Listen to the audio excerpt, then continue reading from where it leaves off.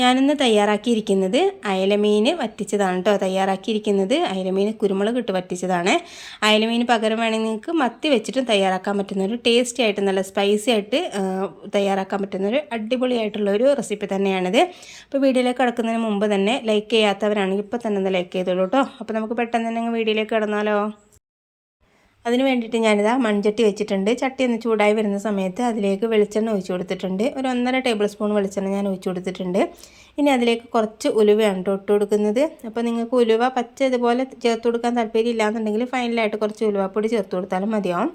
ഉലുവ ജസ്റ്റ് നിങ്ങൾ കളർ മാറി വരുന്ന സമയത്ത് അതിലേക്ക് ഇഞ്ചി വെളുത്തുള്ളി ഒന്ന് ചതച്ചത് കൂടി ചേർത്ത് കൊടുക്കുന്നുണ്ട്. അപ്പോൾ ഒരുപാട് ഇഞ്ചി ഒന്നും ചേർത്ത് കൊടുക്കുന്നില്ല കേട്ടോ.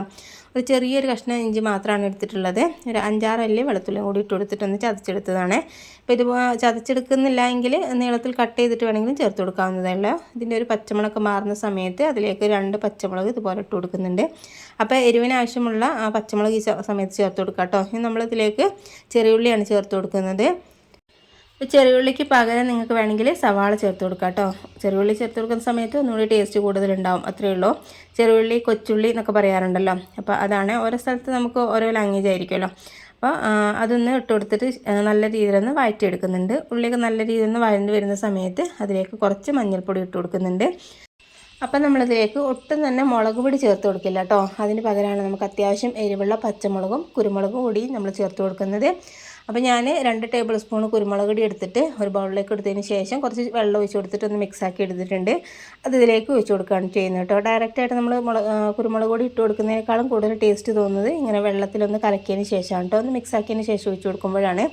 അപ്പോൾ പൊടിക്കാത്ത കുരുമുളകാണെങ്കിൽ കുറച്ച് വെള്ളത്തിലിട്ട് വെച്ചതിന് ശേഷം ഒന്ന് അരച്ചെടുത്താൽ മതി കേട്ടോ. ഒന്ന് അരച്ചെടുത്തിട്ട് ഇതിലേക്ക് ഒഴിച്ച് കൊടുത്താൽ മതി.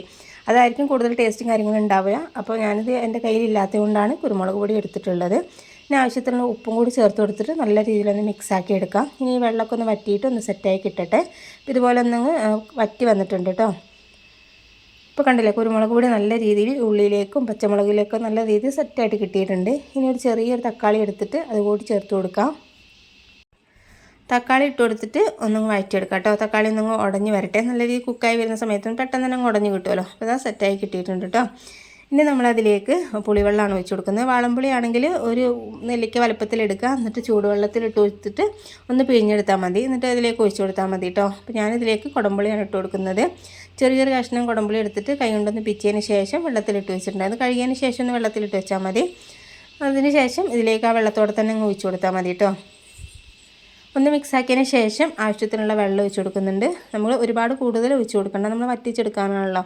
അപ്പോൾ ഒരുപാട് നേരം വറ്റിച്ചെടുക്കേണ്ടി വരും കൂടുതൽ വെള്ളം ഒഴിച്ച് കൊടുക്കുന്ന സമയത്ത്. അപ്പോൾ ഒരു കപ്പിന് 3/4 കപ്പ് മാത്രം ഒഴിച്ച് കൊടുത്താൽ മതി.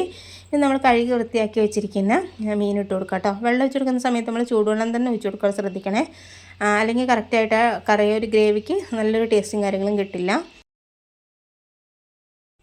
അപ്പോൾ ഞാനെടുത്തിരിക്കുന്ന അയല എന്ന് പറയുന്നത് ചെറുതാണ് കേട്ടോ. അപ്പോൾ നിങ്ങളുടെ കയ്യിൽ വലിയ അയലാണ് ഉള്ളത് എങ്കിൽ ഒന്ന് വരഞ്ഞു കൊടുത്തതിന് ശേഷം ഇതിലേക്ക് ഇട്ട് കൊടുക്കുന്നതായിരിക്കും നല്ലത്. അപ്പോൾ മീനിലേക്ക് നല്ല രീതിയിൽ മസാലയൊക്കെ പിടിച്ചോളും. അപ്പോൾ നമ്മൾ മീൻ ഇട്ട് കൊടുത്ത പാടെ തന്നെ നമുക്ക് സ്പൂൺ വെച്ചിട്ടൊന്നങ്ങ് മിക്സാക്കി കൊടുക്കുക. അതിന് ശേഷം പിന്നെ സ്പൂൺ വെച്ചിട്ട് നമ്മൾ മിക്സാക്കരുത്. കൈ കൊണ്ട് തന്നെ നമ്മളിതുപോലെ ഒന്ന് ചുറ്റിച്ചെടുത്താൽ മതി. അപ്പോൾ നല്ല രീതിയിൽ മിക്സാക്കി ഇട്ടിക്കോളൂ കേട്ടോ. അപ്പോൾ ഉപ്പൊക്കെ സമയത്ത് കുറവുണ്ട് തോന്നുകയാണെങ്കിൽ ഇട്ട് കൊടുത്തിട്ട് ഇതുപോലെ ഒന്ന് ചുറ്റിച്ചെടുത്താൽ മാത്രം മതിയാവും. അപ്പോൾ അത് നല്ല രീതിയിലൊന്ന് വറ്റി കിട്ടിയിട്ടുണ്ട് കേട്ടോ. ഒരു മീഡിയം ഫ്ലെയിമിൽ വെക്കുന്ന സമയത്ത് ഇതുപോലെ വറ്റി കിട്ടിക്കോളും. അപ്പോൾ ഇടയ്ക്കൊന്ന് ചുറ്റിച്ച് കൊടുക്കാൻ ശ്രദ്ധിക്കണേ. നമ്മൾ അധികം വെള്ളം ഒഴിച്ച് കൊടുത്തിട്ടല്ലോ, അപ്പോൾ അടി പിടിക്കാനൊക്കെ ചാൻസ് ഉണ്ടാവും. അപ്പോൾ നിങ്ങൾക്ക് ഈ റെസിപ്പി ഇഷ്ടപ്പെട്ടിട്ടുണ്ടെന്നുണ്ടെങ്കിൽ ലൈക്ക് ചെയ്യാനും ഷെയർ ചെയ്യാനും മറക്കരുത് കേട്ടോ. റെസിപ്പി ഒന്ന് ട്രൈ ചെയ്ത് നോക്കുന്ന സമയത്ത് ഒന്ന് ഫീഡ്ബാക്ക് അറിയിക്കാനും മറക്കരുത്. അപ്പോൾ നമുക്കിനി പുതിയൊരു വീഡിയോ ആയിട്ട് വീണ്ടും കാണാം. Okay, thank